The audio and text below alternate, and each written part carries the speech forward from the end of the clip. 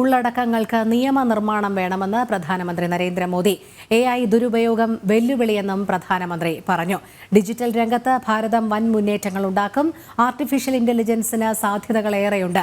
Deep fake തട്ടിപ്പുകൾ തടയണമെന്നും സാങ്കേതികവിദ്യയിൽ വിശ്വാസമുണ്ടാകുകയാണ് പ്രധാനമെന്നും പ്രധാനമന്ത്രി വ്യക്തമാക്കി. ബിൽഗേറ്റ്സുമായുള്ള അഭിമുഖത്തിലായിരുന്നു പ്രതികരണം. കൂടുതൽ വിവരങ്ങളുമായി ഐസൺ ജോസ് ചേരുന്നു. ഐസൺ, എന്താണ് വിശദാംശങ്ങൾ? തീർച്ചയായും രോഹിണി ഇപ്പോൾ സൂചിപ്പിച്ചതുപോലെ ബിൽഗേറ്റ്സിൻ്റെ അഭിമുഖത്തിൽ, അതായത് ബിൽഗേറ്റ്സ് എന്ന് പറഞ്ഞാൽ നമുക്കറിയാവുന്നതാണ്, മൈക്രോസോഫ്റ്റിൻ്റെ സ്ഥാപകൻ കൂടിയായ കമ്പ്യൂട്ടർ വിപ്ലവ രംഗത്തെ വൈജ്ഞാനിക സാന്നിധ്യം കൂടിയായ ബിൽഗേറ്റ്സുമായാണ് ഇന്ന് ബിൽഗേറ്റ്സാണ് പ്രധാനമന്ത്രിയുമായി കൂടിക്കാഴ്ച നടത്തുകയും സംസാരിക്കുകയും ചെയ്തത്. ഈ സംസാരത്തിനിടയിലാണ് ഏറെ പ്രധാനപ്പെട്ട പല കാര്യങ്ങളും പ്രധാനമന്ത്രി തുറന്നു പറഞ്ഞത്. ആർട്ടിഫിഷ്യൽ ഇൻ്റലിജൻസ് അഥവാ നിർമ്മിത ബുദ്ധിയുടെ സാധ്യതകളെക്കുറിച്ചാണ് പ്രധാനമായും സംസാരിച്ച ഒരു ഘടകം. അതായത് ഈ ആർട്ടിഫിഷ്യൽ ഇൻ്റലിജൻസിനെ ദുരുപയോഗം ചെയ്യുന്നത് തടയുന്നതിന് നിയമനിർമ്മാണം വേണം. കൃത്യമായി ചില മാനദണ്ഡങ്ങൾ പാലിക്കണം. അതായത് വാട്ടർമാർക്ക് പോലുള്ള വീഡിയോയിലുള്ള സംവിധാനങ്ങൾ ഒരുക്കി ഇത് ഡീപ്പ് ഫേക്ക് ആണ് അല്ലെങ്കിൽ ഇത്തരത്തിലുള്ള ആർട്ടിഫിഷ്യൽ ഇൻ്റലിജൻസ് ക്രിയേറ്റഡ് ആണ് എന്ന് കൃത്യമായി മനസ്സിലാക്കാവുന്ന വാട്ടർമാർക്കുകൾ നൽകണമെന്ന ഒരു നിർദ്ദേശം ഉൾപ്പെടെ പ്രധാനമന്ത്രി നരേന്ദ്രമോദി മുന്നോട്ട് വയ്ക്കുകയുണ്ടായി. പ്രധാനമായും അദ്ദേഹം എടുത്തു പറഞ്ഞത് G20 സമ്മേളന വേദിയിൽ G20 സമ്മേളനം നടന്നിരുന്ന സമയത്ത് ആർട്ടിഫിഷ്യൽ ഇൻ്റലിജൻസിനെ വ്യാപകമായി പ്രയോജനപ്പെടുത്താൻ സാധിച്ചു എന്ന് തന്നെയാണ്. കാരണം ഒരു ഡ്രൈവർക്ക് അയാളുടെ ഭാഷയിൽ സംസാരിക്കാൻ സാധിക്കുകയും ആ G20 സമ്മേളനത്തിനായി വിവിധ രാജ്യങ്ങളിൽ നിന്നെത്തിയ പ്രതിനിധികൾ അവരുടെ സ്വന്തം ഭാഷയിൽ തിരിച്ചു മറുപടി പറയുകയും ചെയ്യുമ്പോൾ പരസ്പരം തിരിച്ചറിയുന്ന ഭാഷയിൽ അത് ട്രാൻസ്ലേറ്റ് ചെയ്തിരുന്നത് ആർട്ടിഫിഷ്യൽ ഇൻ്റലിജൻസ് സംവിധാനങ്ങളായിരുന്നു. അത്തരത്തിൽ ഓരോ ഗ്രാസ് റൂട്ട് ലെവലിലും ഇത്തരത്തിലുള്ള സംവിധാനങ്ങൾ ഒരുക്കാൻ ആർട്ടിഫിഷ്യൽ ഇൻ്റലിജൻസിന് സാധ്യമാകും. അതേസമയം അത് ദുരുപയോഗം ചെയ്യാനുമുള്ള സാധ്യതയുണ്ട്.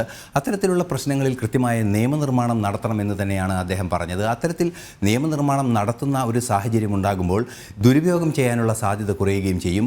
മാത്രമല്ല, അവർക്ക് പരിശീലനം നൽകുക, ജനങ്ങൾക്ക് ഇത് പ്രയോജനപ്പെടുത്തുന്ന ജനങ്ങൾക്ക് പരിശീലനം നൽകുന്നത് വഴി ഒരു അവബോധം സൃഷ്ടിക്കാനും അതുവഴി ദുരുപയോഗം കുറയ്ക്കാനും സാധിക്കും. എടുത്തു പറഞ്ഞ മറ്റൊരു വസ്തുത, ഡിജിറ്റൽ സാങ്കേതിക വിദ്യയെ ജനാധിപത്യവൽക്കരിച്ചതാണ് ഭാരതത്തിൻ്റെ വിജയമെന്ന് അദ്ദേഹം വളരെ കൃത്യമായി തന്നെ പറയുകയുണ്ടായി. അത് കുത്തകകൾക്കല്ല, നമുക്കറിയാവുന്നതാണ്, ഓപ്പൺ സോഴ്സ് സോഫ്റ്റ്വെയർ പോലുള്ള സംവിധാനങ്ങളാക്കി ഭാരതത്തിലുടനീളം അത് എല്ലാവർക്കും അവരുടേതായ സൗകര്യങ്ങളനുസരിച്ച് അതിനെ മോഡിഫൈ ചെയ്യാനും പരിഷ്കരിക്കാനുമുള്ള സംവിധാനങ്ങൾ ഒരുക്കുന്ന സാങ്കേതിക വിദ്യയായി ഡിജിറ്റൽ സാങ്കേതിക വിദ്യയെ ജനാധിപത്യവൽക്കരിച്ചതാണ് രാജ്യം മുഴുവൻ ഡിജിറ്റൽ സാങ്കേതിക വിദ്യ പടർന്നു പിടിക്കാൻ കാരണമെന്നും അദ്ദേഹം വളരെ കൃത്യമായി പറഞ്ഞു. അത് ആരോഗ്യരംഗത്ത്, കോവിഡ് രംഗത്തെ സർട്ടിഫിക്കറ്റ് ജനറേഷൻ എല്ലാം തന്നെ കൃത്യമായി എടുത്തു പറഞ്ഞുകൊണ്ട് തന്നെയായിരുന്നു ഈ ഡിജിറ്റൽ സാങ്കേതിക വിദ്യാ രംഗത്തെ വിപ്ലവത്തെ അദ്ദേഹം പരാമർശിച്ചത്. ഒരു വാക്സിനേഷൻ എടുക്കുകയാണെങ്കിൽ സർട്ടിഫിക്കറ്റ് ഉടൻ തന്നെ ലഭ്യമാക്കുന്നതിനുള്ള നീക്കങ്ങൾ ആ നിമിഷം തന്നെ നടക്കുന്നു എന്ന ആ നേട്ടം തന്നെ ഉണ്ടായി ഡിജിറ്റൽ സാങ്കേതിക വിദ്യയുടെ ഗുണം കൊണ്ട്. അത്തരത്തിൽ നിരവധി കാര്യങ്ങൾ അദ്ദേഹം സംസാരിക്കുകയും ഉണ്ടായി. ഐസൺ, ആർട്ടിഫിഷ്യൽ ഇന്റലിജൻസിന്റെ സാധ്യതകൾ പറഞ്ഞ പ്രധാനമന്ത്രി ഡീപ് ഫേക്ക് തട്ടിപ്പുകൾ തടയണമെന്നും പറയുകയുണ്ടായി. എന്തായാലും ഭാരതം ഡിജിറ്റൽ സാങ്കേതിക വിദ്യയിൽ വലിയ കുതിച്ചുചാട്ടം നടത്തിക്കൊണ്ടിരിക്കുന്ന ഈ വേളയിൽ ബിൽഗേറ്റ്സുമായുള്ള അഭിമുഖം എത്രത്തോളം മുതൽക്കൂട്ടാകും? തീർച്ചയായും രോഹിണി, ബിൽഗേറ്റ്സ് മുന്നിൽ കാണുന്നത്, അതായത് ബിൽഗേറ്റ്സ് ആ മഹാനായ ആ കമ്പ്യൂട്ടർ ശാസ്ത്രജ്ഞൻ മുന്നിൽ കാണുന്ന വസ്തുത, ലോകത്തെ ഏറ്റവും വലിയ ജനാധിപത്യ രാജ്യം, വലിയൊരു ജനസംഖ്യയുള്ള, ഒന്നാമത്തെ ജനസംഖ്യയുള്ള രാജ്യം, ഈ രണ്ട് സാധ്യതകൾ കൃത്യമായി അഭിസംബോധന ചെയ്യപ്പെടേണ്ട ഒരു സാങ്കേതിക വിദ്യയാണ് കേരളത്തിലെ അല്ലെങ്കിൽ ഭാരതത്തിലെ ഡിജിറ്റൽ സാങ്കേതിക വിദ്യ. സ്വാഭാവികമായും ഭാരതത്തിൽ ഡിജിറ്റൽ സാങ്കേതിക വിദ്യ ചെലവ് കുറഞ്ഞ് ലഭ്യമാക്കേണ്ടതുണ്ട്.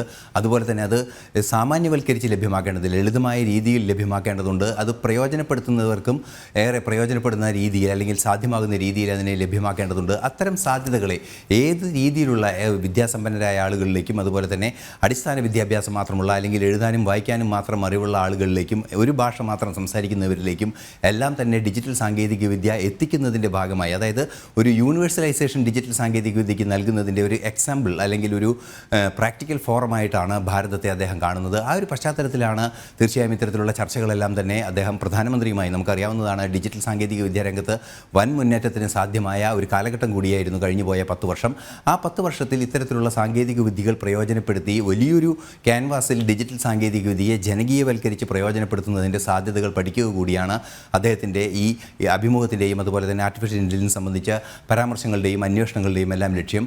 സ്വാഭാവികമായും നമുക്കറിയാവുന്നതാണ്, ആർട്ടിഫിഷ്യൽ ഇൻ്റലിജൻസിൻ്റെ സാധ്യതകൾ ഒന്നൊന്നായി പ്രയോജനപ്പെടുത്താൻ ഏതൊക്കെ രീതിയിൽ വഴിയൊരുക്കാം എന്നത് സംബന്ധിച്ച് അല്ലെങ്കിൽ അത് ജനകീയവൽക്കരിച്ച് ആവിഷ്കരിക്കുന്നതിന് നമുക്കറിയാവുന്നതാണ്. ഈ അടുത്ത ദിവസങ്ങളിൽ അവസാനമായി നടന്ന മൻ കി ബാത്തിൽ പോലും വന്യമൃഗങ്ങളെ പ്രതിരോധിക്കുന്നതിന് ആർട്ടിഫിഷ്യൽ ഇൻ്റലിജൻസ് ഭാരതത്തിൽ പ്രയോജനപ്പെടുത്തിയ ഒരു സാഹചര്യം പ്രധാനമന്ത്രി എടുത്തു പറഞ്ഞിരുന്നു. അത്തരത്തിലുള്ള ജീവിതത്തിൻ്റെ ഓരോ തുറയിലും ആർട്ടിഫിഷ്യൽ ഇൻ്റലിജൻസും അതുപോലെ തന്നെ ഡിജിറ്റൽ സാങ്കേതിക വിദ്യയും എല്ലാം തന്നെ ഉൾച്ചേർക്കുന്ന ഒരു നീക്കമുണ്ടാകുക എന്ന ഒരു കൃത്യമായൊരു ലക്ഷ്യം ഭാരതത്തിനുണ്ട്. അതുപോലെ തന്നെ അതിൻ്റെ സാധ്യതകൾ പഠിക്കുന്നതിന് ലോകത്തെ കമ്പ്യൂട്ടർ സാങ്കേതിക വിദ്യാരംഗത്തുള്ള എല്ലാ മഹാരഥന്മാരും ശ്രമിക്കുന്നുമുണ്ട്. ആ ഒരു പശ്ചാത്തലത്തിലാണ് ബിൽ ഗേറ്റ്സും അതുപോലെ തന്നെ പ്രധാനമന്ത്രി നരേന്ദ്രമോദിയുമായുള്ള കൂടിക്കാഴ്ചയുടെ പ്രാധാന്യം അർഹിക്കുന്നത്. തീർച്ചയായും അതിനെ ഒരു പുരോഗമനത്തിൻ്റെ, അതായത് മാനവ ജീവിത പുരോഗതിയിൽ ഡിജിറ്റൽ സാങ്കേതിക വിദ്യ എത്ര കണ്ട് പ്രായോഗികമാക്കാൻ അല്ലെങ്കിൽ എത്ര കണ്ട് ഉൾച്ചേർക്കാനും അത് സാധാരണക്കാരന് വിനിയോഗിക്കാനും സാധ്യമാക്കുമെന്നത് സംബന്ധിച്ച് ഗവേഷണങ്ങളും അന്വേഷണങ്ങളും പുരോഗമിക്കേണ്ട ഒരു സാഹചര്യത്തിൽ തീർച്ചയായും നേരത്തെ രോഹിണി സൂചിപ്പിച്ചതുപോലെ ബിൽ ഗേറ്റ്സുമായുള്ള പ്രധാനമന്ത്രി നരേന്ദ്രമോദിയുടെ രണ്ടുപേരും